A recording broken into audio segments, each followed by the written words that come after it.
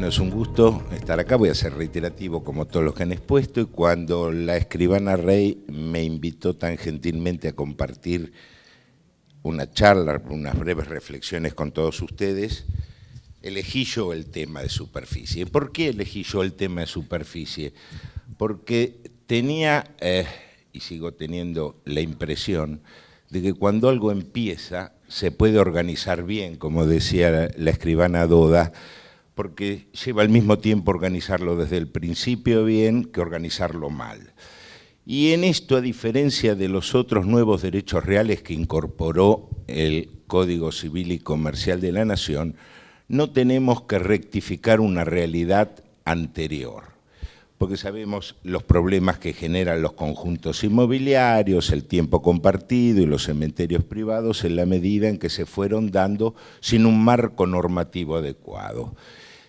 A su vez, la regulación de estos nuevos derechos reales no ha sido del todo feliz en el Código Civil y Comercial de la Nación. Hoy algo nos decía el doctor Kipper acerca de esto.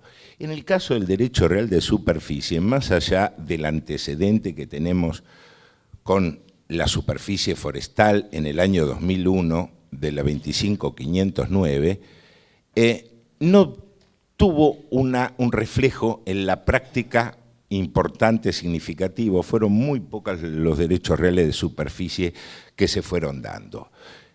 Y tenemos un gran trabajo, sí, previo, que arranca y que se tiene que dar como todo en el momento en que las cosas maduran, porque los desarrollos jurídicos no son improvisados o tienen que confluir diferentes factores como para que puedan cuadrar en una realidad histórica determinada. Desde la época de Vélez, desde ese rechazo tan categórico que lo había dejado no solamente expreso en la nota al artículo 2503, sino de una manera terminante en el propio texto del artículo 2614, y que impidió que en nuestro país, a diferencia de otros muy cercanos, que era la edificación sobre cosa ajena, como por ejemplo Uruguay, o en Francia, del cual provenía nuestro artículo 2518, había permitido en alguna medida establecer el derecho real de superficie una vez que se vencieron los prejuicios que se tenían en la época de la sanción del Código francés y la recepción de estos principios por Vélez Sarsfield, lo fueron en su desarrollo admitiendo porque no tenían una norma tan categórica como la nuestra. Tuvieron lo que para mí es muy importante, sobre todo cuando estamos hablando de los tres pilares de los que hablaba ayer el doctor Sabene, que hacen a lo que es el aspecto registral, tanto el notarial como el catastral, como el de la propiedad inmueble, que para mí es muy importante, que sería lo que diría Albert Einstein, que la mente es como un paracaídas, solo funciona cuando se abre.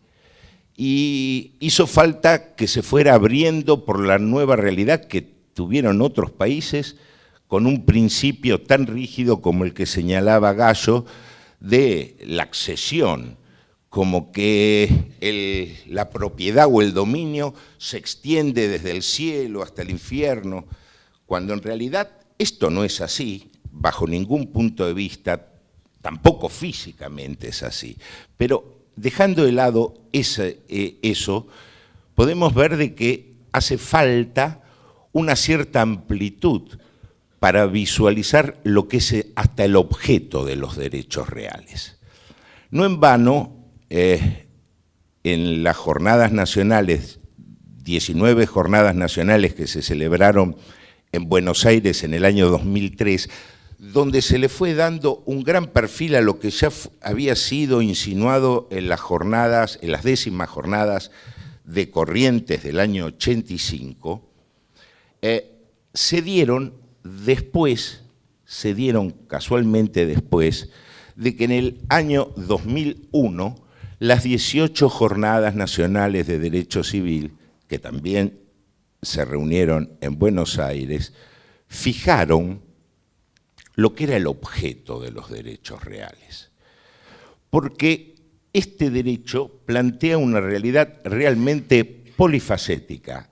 Hace falta desprenderse de muchos prejuicios.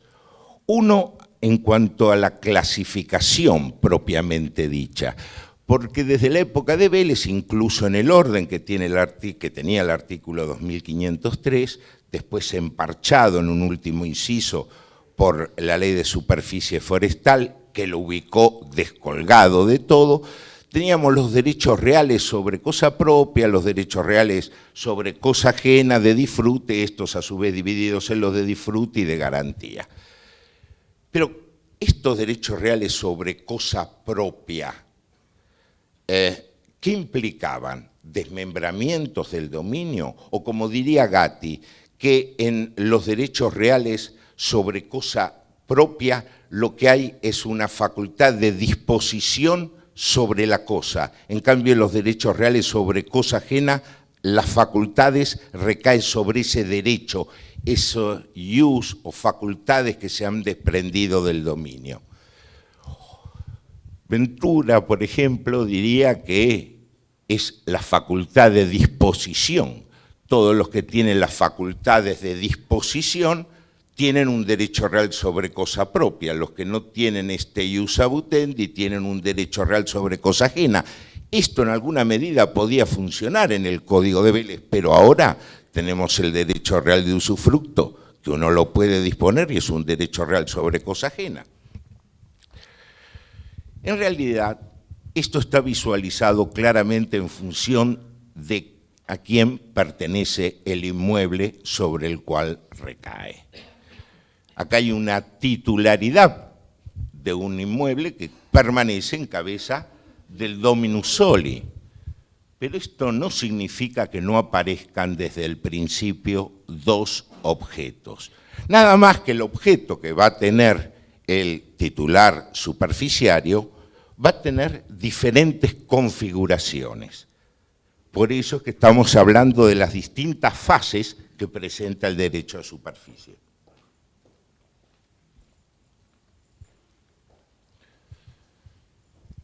Acá tenemos algunas de las definiciones que en sus 15 artículos ahora el Código Civil y Comercial nos trae y que denota la gran influencia que tuvo la Ley de Suelo española, el Código portugués y particularmente el artículo 952 del Código italiano. ¿Por qué digo esto? Porque superando viejas discusiones, si es que recae, si se encuadra sobre un derecho, como un derecho real sobre cosa propia o sobre cosa ajena, y también superando algunos, podría decir yo, avances más allá de la realidad que decían que el derecho real de superficie recae sobre el espacio cuando no hay propiedad superficiaria, cosa que no es exacta. Primero porque una cosa es la representación gráfica y otra cosa es la existencia real. El artículo 225 categóricamente nos define lo que es el inmueble, y el inmueble por su naturaleza es el suelo, las cosas incorporadas a él de una manera orgánica y las que se encuentran bajo el suelo sin el hecho del hombre. Messineo categóricamente, igual que Manuel Albaladejo, decían que el espacio es un no ser, una no cosa, un vacío a ser llenado. Esto no significa que no tenga que tener una gráfica, el registro gráfico del que hablaba ayer Sabene, o que no sea idóneo para ser el asiento de un objeto material. Pero cuando no estamos todavía en la fase de una propiedad superficiaria, sino que cuando estamos en el ius edificandi, ius plantandi, ius forestandi, lo que tenemos como objeto, y esto es lo importante, saber distinguirlo, algo que ahora categóricamente el artículo 1883 nos lo dice, que pueden ser objeto de los derechos reales taxativamente los bienes designados por la ley. Durante muchísimo tiempo nosotros recurrimos a ficciones de hablar de inmuebles por carácter representativo, porque el derecho estaba plasmado en un título. Muchísimas veces también hablábamos de que en realidad el derecho real de usufructo que recae sobre un patrimonio, que recae sobre un crédito, que recae sobre una universalidad jurídica, la prenda o incluso el usufructo del anticrecista, no tenían como objeto derechos. Entonces teníamos que recurrir a ficciones que eran lógicas para seguir una coherencia dentro del régimen del código o que a lo mejor significaban mayor seguridad en tanto y en cuanto estaban plasmadas esos derechos en un título. Pero el objeto no era ese objeto inmediato, el papel, el instrumento. Por eso esta categoría acertadamente desapareció del Código Civil y Comercial. En esas jornadas de las que estaba hablando del año 2001, precisamente que dio lugar a algunas discusiones cuando se tocó el tema. Por eso vengo con algunos papeles para que reflejen tal cual fue la historia, porque la historia nos sirve para conocer cómo llegamos a esto y nos sirve a su vez para diagramar, delimitar, fijar el rumbo, como dirían ustedes, de este nuevo derecho antes de tener que rectificar a futuro algunas cosas o tener que decir, ¿por qué lo hacen? Porque lo veníamos haciendo así o así lo hacemos acá. Eso es sería algo que genera más inseguridad jurídica. Decían en esas jornadas, a ver si las encuentro, que por enorme mayoría, hubo solo 2 disidencias, que los derechos reales tienen por objeto las cosas, las partes materiales de las cosas, cosa que ahora está precisamente reflejado en este artículo 1883. Parece mentira que en una reunión Séptimo Congreso Nacional de Derecho Registral de Córdoba, 1988, todavía había varias provincias que decían que los derechos reales de disfrute, como el usufructo, como la habitación, no llegaban a tanto en el caso de las servidumbres frente al categórico texto, podían tener como objeto una parte material y determinada. Bueno, todavía se siguió discutiendo hasta que en estas jornadas claramente, salvo algunas abstenciones, dijeron que no. Y los derechos excepcionalmente si la ley lo establece. Por supuesto que en todos los casos, y esto hace a la especialidad del objeto de los derechos reales, hace falta que éste esté determinado y que la relación del titular con el objeto deba ser directa, inmediata, como decía en las notas al 497, al título 4 del libro tercero Vélez Arfield. También se señalaba el tema de la energía, que ya estaba solucionado con la aplicación extensiva que le había dado la reforma del año 68.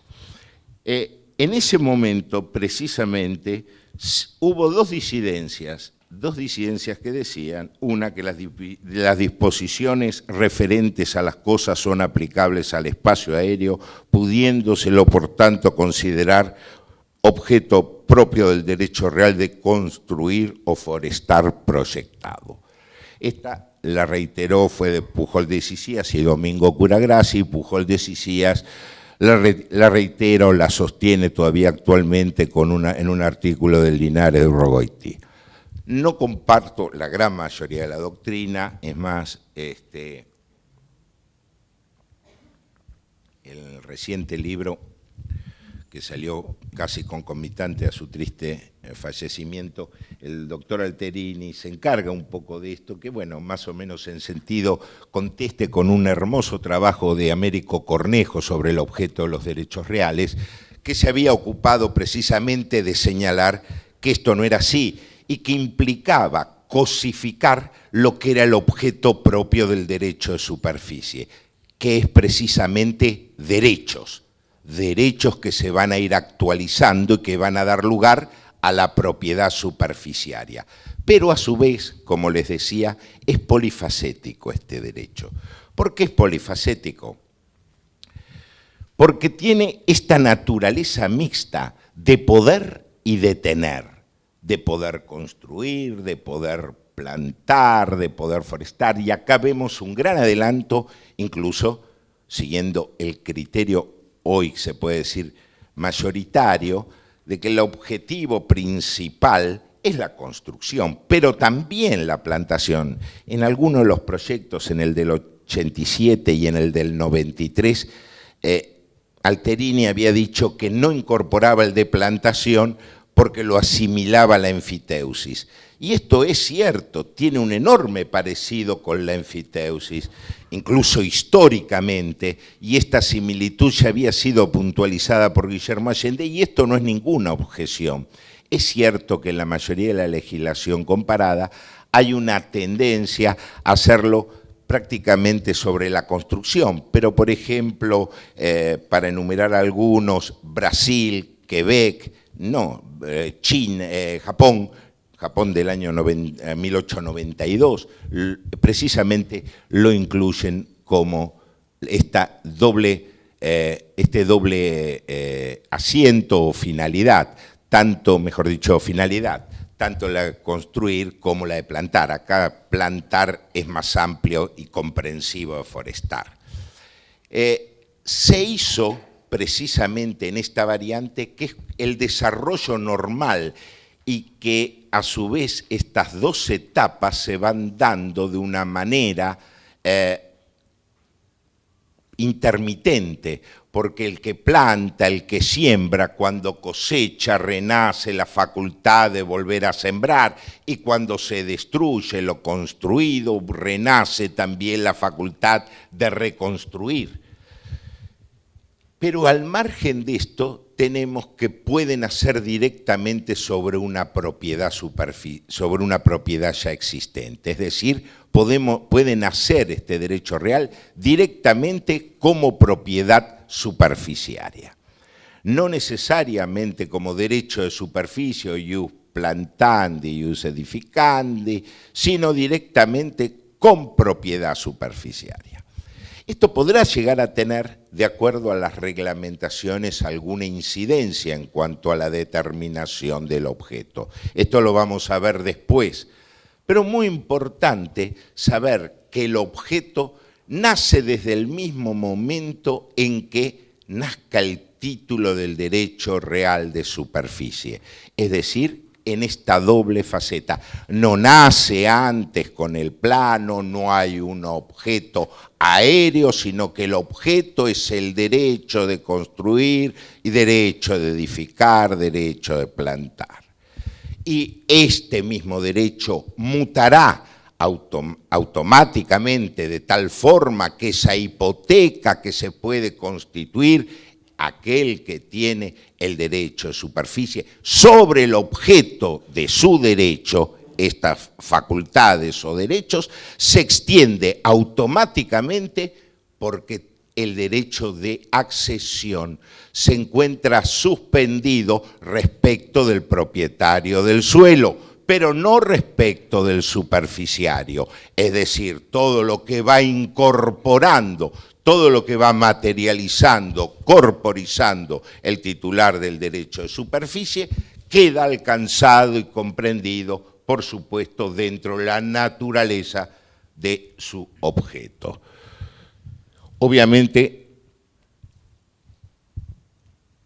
que se incorpora como un derecho temporario. Ya ha quedado afuera la visión que en alguna medida, algunos cada vez menos, en el derecho comparado, otros códigos, del derecho perpetuo. Porque esto sí implicaría crear un objeto para siempre diferenciado y demás. Otro objeto. Acá tenemos un derecho que va a ser regido supletoriamente por las normas básicas de los derechos de disfrute sobre cosa ajena, en este caso el usufructo. Y cuando exista la propiedad superficiaria, va a nacer el derecho de un dominio resoluble, porque en última instancia de esto estamos hablando cuando hay propiedad superficiaria. Un dominio resoluble. Pero un dominio resoluble que nunca se va a poder extender al todo. Siempre tiene que haber un corte. Siempre va a darse un corte horizontal, el más clásico. No nos olvidemos que el derecho real de superficie hasta fue una avanzada, un anticipo de lo que iba a ser el derecho de propiedad horizontal. Siempre ese corte tiene que existir. El común es el horizontal, pero también se va a dar el vertical. Por eso es que cuando hablamos de derecho real sobre parte material, en el caso de la superficie del inmueble, estamos refiriéndonos a un corte vertical, pero siempre va a existir una parte material. También cuando abarca la totalidad del inmueble, el corte va a existir, aunque no sea en este caso, y en esto coincido, necesario la confección de un nuevo plano. Obviamente ese corte va a estar dado porque si no estaríamos lisa y llanamente transmitiendo un dominio resoluble, no creando un derecho real de superficie. Acá el corte tiene que darse, esta diferenciación de espacios tiene que darse, ya sea del aspecto aéreo, ya sea del subsuelo, ya sea de una parte de atrás, de la parte de adelante, los gráficos que nos enseñó hoy a la mañana el ingeniero Fritz. Pero este derecho temporario del que estoy hablando va a tener una duración que para algunos es objetable, la distinción entre 50 y 70 años según sea su finalidad. Para algunos debía haber sido uniforme, en la gran mayoría es de 50 años. En el derecho comparado encontramos una variedad de plazos impresionantes, desde 30 años en Bolivia, 50 años en Cuba, en Japón lo fija el juez, en Uruguay y en Brasil basta con que esté determinado, la gran mayoría de los países habla de 99 años, en Uruguay hubo un proyecto de 75 años, parte de lo discrecional del legislador. No es nada objetable, más allá de que nos obligará a distinguir, bueno, la diferencia de plazo de 50, 70 años, los de reconstrucción, los de no uso, esta diferenciación entre los de reconstrucción o reforestación, replantación y no uso, que aparentemente a primera vista no tendría ningún justificativo porque es una variante, no reconstruir una variante del no uso. Pero bueno, existe y no habría nada que toque. Ahí está. Ahí está. Le decía acá las diferentes variantes que pueden darse y que puede constituirse. Acá también pueden establecerse algunas observaciones. Yo creo que esto fue profeso, precisamente para que no se confundiera. Habla de vuelo, habla de rasante, habla de subsuelo, cuando lo común, lo típico es hablar del suelo, espacio y subsuelo. Sin embargo, acá hasta quiso ser claro que recae sobre el vuelo, incluso para que no haya distinciones, porque también se puede afectar o interrelacionar con la propiedad horizontal, porque uno de los titulares legitimados para su constitución no es solamente el dueño, no es solamente el condómino, sino también en el caso de la propiedad horizontal. Siguen esto, algunos establecen algunas distinciones a la ley del suelo española y, como les decía, también se puede constituir sobre inmuebles edificados o plantaciones ya existentes, ya directamente nacer en este estadio. Y acá va a tener mucha importancia el título para delimitar si estamos frente a un derecho de superficie o lisa y llanamente estamos atribuyendo, por ejemplo, un derecho de disfrute sobre la cosa ajena.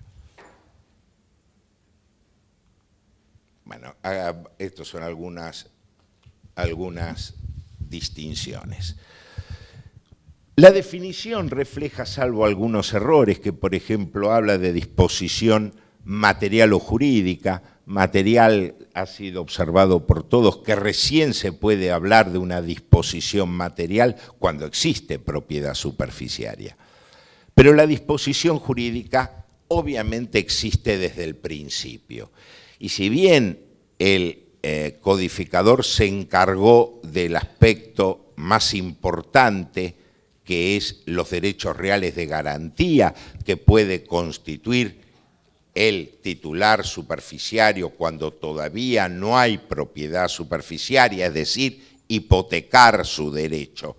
Esto tampoco tenemos que horrorizarnos de la hipoteca de los derechos, ya estaba presente incluso en el Código de Vélez cuando estábamos hablando de la hipoteca de alícuota, es decir, estábamos hablando de una hipoteca de un bien cuyo objeto, por supuesto, mediato, iba a ser el inmueble. Obviamente esto se da así. Bueno, acá también el objeto mediato va a ser la propiedad superficiaria cuando ésta nazca o se construya. Ahí sí, y acá viene una de las distinciones que es importante precisar, en cuanto al estado constructivo, el estado parcelario, de lo cual, igual que del aspecto registral, me interesaría ocuparme con un cierto detenimiento, porque creo que el Código Civil y Comercial, a diferencia de la Ley 25.509, que se metía a nivel nacional en algo que es de incumbencia de las distintas demarcaciones, invadiendo en esto, estableciendo cómo tenía que establecerse, cómo tenía que hacerse la registración en el caso del derecho de superficie, el codificador no se metió en eso, hizo bien, porque tampoco incorporó en lo que hizo mal el aspecto de la publicidad registral a su regulación, dejó la ley 17.801, como todos sabemos, para una reforma posterior. Yo me imagino, pero esto es una apreciación mía, porque no estaba todavía convencido en abandonar su intención de establecerlo de modo constitutivo, pero bueno, afortunadamente ya pasaron esos tiempos y seguimos teniendo la ley 17.801. Yo les decía que en el aspecto de cómo se registra y de el aspecto tanto catastral como inmobiliario. Me gustaría acá hacer alguna referencia a la situación en las provincias. Tenemos la Resolución General ATM de la Administración Tributaria de Mendoza, 73 del 2016, que establece la necesidad de realizar por parte del propietario una mensura a plano visado para contar con un estado parcelario vigente y posibilitar la constitución de superficie. Y en el artículo 7, para el caso de la constitución del derecho real se refiere a una parte de la parcela, deberá determinarse su exacta ubicación, sus medidas perimetrales, angulares, superficie, su vinculación, etcétera, y que cuando el superficiario decida afectar la construcción al régimen de propiedad horizontal, deberá realizarlo a su vez con la presentación del plano de mensura para tal fin. La DTR 2 del 2017 de La Pampa, en cambio, dice que se abrirá una submatrícula que llevará con el número de la de origen y la de la sigla ST, y si la superficie se construye sobre todo el inmueble, o SP cuando constituye una parte determinada, y dice que tiene que, en estos casos, presentarse los derechos de superficie constituidos en un mueble determinado de acuerdo a lo que consigne el plano. En Chaco, la DTR 22-2015 disponía que, bueno, que hay que presentar plano de mensura, que siempre que el derecho real de superficie no abarca la totalidad del inmueble, y sigue en este criterio lo que es la DTR 3 del 2016, creo que es de la Ciudad de Buenos Aires, en que se inscribe primero en gravámenes, en la columna de gravámenes, y recién cuando hay el primer acto dispositivo se realiza la apertura de este nuevo de esta submatrícula. Personalmente yo creo, son técnicas registrales.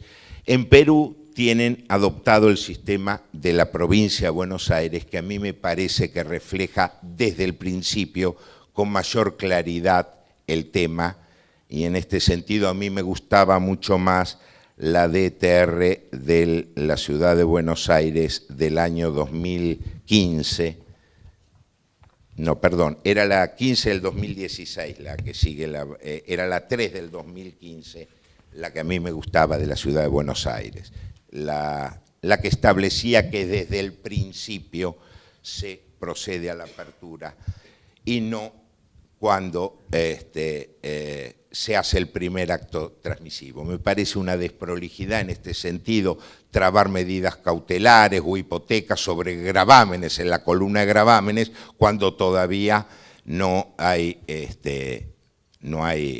ningún acto dispositivo de la unidad. En Perú, por ejemplo, Gunter González Barrón sugiere que se haga recién la apertura como una cuestión separada. Ojo, ellos no admiten directamente que se pueda constituir sobre una propiedad ya existente, sino que lo conocen en su estado puro, es decir, el derecho a superficie que comprende el poder y el tener. Entonces él señala que se abra esta matrícula a través de un relevamiento catastral cuando ya existe propiedad superficiaria. Son distintas metodologías. Lo que sí me parece que es muy importante, y me adelanto un poco, después vamos a tratar de volver a esto, pero no quiero tratar de ver la cuestión del plano, de la determinación del objeto. Fíjense que el propio código nos da alguna idea, aunque sea con una terminología no del todo exacta, pero refleja lo que es esta diferenciación de objetos desde el inicio. Nos dice en el artículo 2114 o 15 y en el 2125 seguro. En el 2100.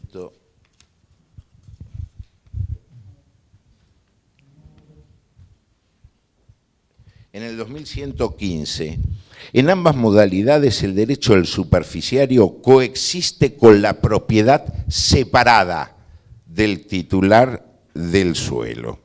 Y en el artículo 2125 nos señala, cuando habla de los efectos de la extinción, que es decir, cuando se produce en forma anticipada, no por el plazo o condición pactada en el título, sino por renuncia, no uso, abandono, etcétera, consolidación, nos dice: si el derecho de superficie se extingue ante el cumplimiento del plazo legal o convencional, los derechos reales constituidos sobre la superficie y sobre el suelo continúan gravando separadamente las dos parcelas. Las dos parcelas. Si vemos la definición del artículo 5 de la 26.209, no habría ningún inconveniente de definirlo, de comprenderlo como parcela. Porque no, el 4, perdón, nos dice: a los efectos de esta ley denomínase parcela la representación de la cosa inmueble de extensión territorial continua deslindado por una poligonal de límites correspondiente a uno o más títulos jurídicos. Es decir, no hay ningún inconveniente en concebirlo como parcela, aún conformando un objeto único, el inmueble, que no es que pasen a ser dos inmuebles, son dos objetos. Uno, el de la parcela, que va a ser delimitada o asiento del derecho de derecho de superficie y posteriormente de propiedad superficiaria. Sé que esto no es uniforme. Hay algunos que consideran, por ejemplo, que predicable lo de la reglamentación, por ejemplo, del artículo 1, inciso C. Vamos a ver cómo lo trataron después las jornadas. Creo que es el 1, inciso C. No, inciso D, del 54-79 del 65 en la provincia de Buenos Aires, que establecía croquis. Bueno, esta que es la reglamentaria de la ley 11643, que es nuestra ley, la ley registral de la provincia, pero sinceramente creo que esto, más allá de que era una ley, en este artículo que sinceramente le pifia bastante porque hablaba de la inscripción de los documentos inscribibles, los contratos de locación, los croquis de locación, del usufructo, uso, habitación y servidumbres. Era lógico que en aquel momento, cuando el derecho, o era aceptable que cuando el derecho de usufructo no fuera transmisible, o en el caso incluso de del derecho real de servidumbre real, que afecta básicamente al inmueble sirviente y al inmueble dominante, a uno ensanchándolo y a otro grabándolo, pero en el cual básicamente, más allá de la oponibilidad absoluta que tiene como derechos reales, los intereses comprometidos eran los de los dos inmuebles, y que a través del estudio cartular, de la publicidad cartular, podrían comprender los alcances de esta delimitación casera. Pero estamos avanzando hacia un futuro. No podemos conformarnos hoy con decir al este del palo hasta donde llega la fuente y limita al norte por el aljibe. Esta descripción, esto hoy es inconcebible. Eso es cerrarse hoy al avance tecnológico. Por eso es que no comparto la opinión de algunos que señalan que la delimitación la hace el escribano en el título. Como que uno puede precisar esto, que ya incluso daba lugares a discusiones y a opiniones divergentes que trataban de restringir el alcance de la suficiencia del croquis. Se decían, bueno, esto sirve para las servidumbres no aparentes, para las aparentes hagámoslas con un plano. Hoy por hoy no se justifica la no existencia del plano. Y en esto creo yo que hay una razón de ser, porque todo tiene su explicación. A veces uno se encuentra con esas demoras de las que hablaba la escribana Doda, que dificultan el tráfico jurídico, entonces se intenta esquivar en la medida de lo posible esto, y porque se toma en cuenta que va a ser un derecho real temporario y demás, pero es transmisible, es susceptible de gravámenes. Entonces creo yo que esto hace esencialmente la seguridad jurídica y que hay que buscar las soluciones por otro lado y no a costa de prescindir de ellas.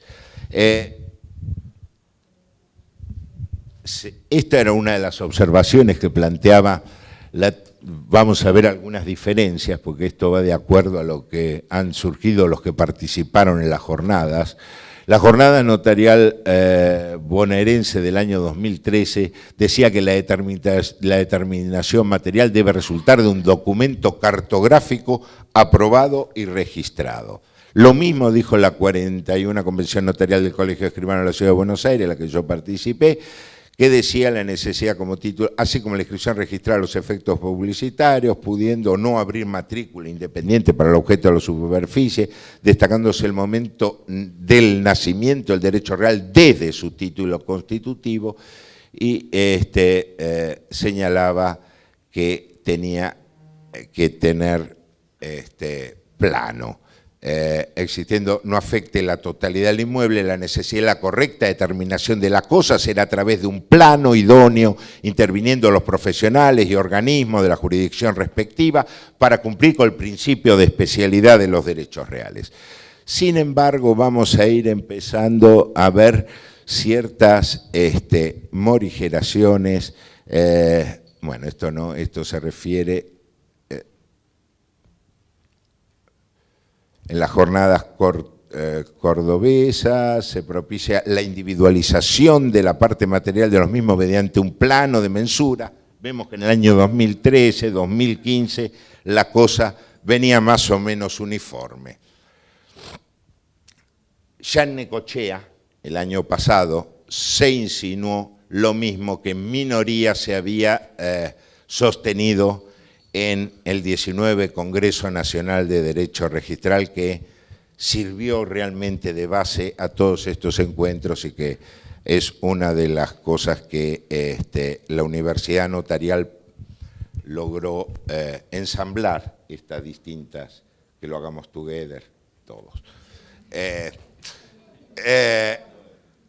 Esto de que implica, se trata, fíjense, en el derecho coexisten dos derechos reales independientes, el de titular y el del superficiario, ambas conservan todas las facultades materiales, el encuadre bipolar, hasta acá veníamos más o menos bien, y después emplazamiento, sin perjuicio de la normativa vigente o que se dicte en el futuro por los organismos correspondientes, se entiende que el documento cartográfico idóneo para delimitar la parte materialmente es el plano confeccionado por profesional con título habilitante, bueno, por lo menos existe, sin que sea necesaria su registración en el organismo catastral.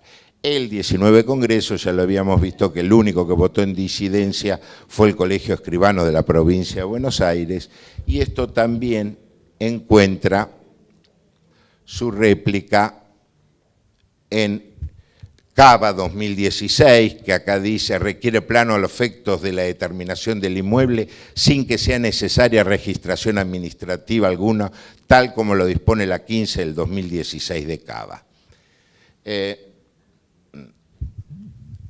Esto mismo también se replicó después en la última jornada notarial argentina. A mí personalmente me parece que la disposición 153 del 2016 de la provincia de Buenos Aires, que decía que únicamente se requiere plano de mensura cuando la constitución sea parcial y que cuando se constituya sobre el vuelo el polígono debe contener, bueno, la cota, la correcta identificación, era hasta más adecuado que la resolución 546 del 16. En realidad esta es posterior a la de la provincia de Buenos Aires, porque específicamente delimitaba que era cuando no afectaba la totalidad del inmueble. De este punto me parece ser exacto. Más allá de estas diferencias que puede haber, es importante ir buscando una cierta uniformidad. Y creo que, bueno, las cuestiones se van a ir puliendo, pero sería importante que desde el principio evitemos situaciones conflictivas que hace la inseguridad jurídica, porque acá estamos hablando que lo que no está delimitado desde el origen, después va a ser muy complicado delimitarlo a posteriori, sobre todo cuando lleguemos o se dé el caso de la afectación de la propiedad horizontal. Esto va a ser una complicación mayor. Creo que en general el Código Civil ha superado en mucho algunos aspectos, porque a veces uno es crítico, porque no le salen las cosas como uno hubiera propuesto, la idea que uno tenía o entendía, pero se puede decir que esta regulación, bueno, todo es perfectible, la obra humana, que no se haya contemplado la prescripción adquisitiva, solamente la prescripción adquisitiva corta en cuanto al nacimiento, que se haya sido impreciso en cuanto a si pueden nacer por disposición de última voluntad, lo que ha dado lugares también a interpretaciones variadas. Por ejemplo, el doctor Kipper, el doctor Alterini, sostienen que si se puede transmitir también se podría originar por disposición de última voluntad. Esto ya estaba presente en la ley, en estas discusiones en la ley de superficie forestal, la 25.509. No nos olvidemos que entre transmisión y adquisición son cosas diferentes y estamos metiéndonos en el tema de la estructura de los derechos reales en el 1884. Bueno, más allá de esto es opinable. Personalmente creo que no había ninguna razón para no ser lo suficientemente claro y de al menos de una manera implícita, como el proyecto del 98 decía, por adquisiciones derivadas siempre va a ser viable la prescripción adquisitiva y que eran objeto de disposición de última voluntad. Otra de las cuestiones que también ha quedado, no creo en esto que con la misma entidad o envergadura que en el caso de la Constitución mortis causa, pero el plazo de renovación pudo haberse especificado teniendo en cuenta si es que el plazo de la prórroga, es decir, no vencido, se computa entero, es decir, a partir de la prórroga 50 o 70 años, o si se complementa el plazo legal. Personalmente no tengo duda de que directamente se pueden tomar desde la prórroga los 50 años o los 70 años, pero bueno, esto también ha dado lugar a algún tipo de discusión.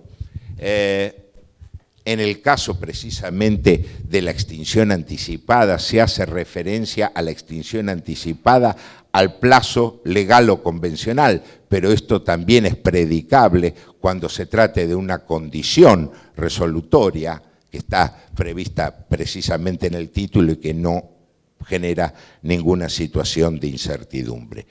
Pero más allá de esas observaciones vemos que está y que puede llegar a cumplir un buen rol ensamblándolo, no se emparenta, no es lo mismo, pero se emparenta con el derecho de sobrelevar. Sabemos que no es lo mismo, porque acá precisamente, aun cuando se dé por parte de la propiedad horizontal, esto no genera automáticamente una incorporación a la unidad funcional de que se trate o a los bienes del consorcio, pero puede llegar a preverse esto precisamente dentro de las modalidades del título, incluso en el otorgamiento del reglamento de copropiedad ab initio.